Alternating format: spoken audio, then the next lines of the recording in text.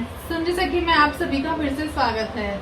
आज का वीडियो बहुत इंटरेस्टिंग होने वाला है क्योंकि आज मैं करने वाली हूँ अपनी बोरिंग सी गैलरी वॉल का मेकओवर। तो आइए वीडियो शुरू करते हैं।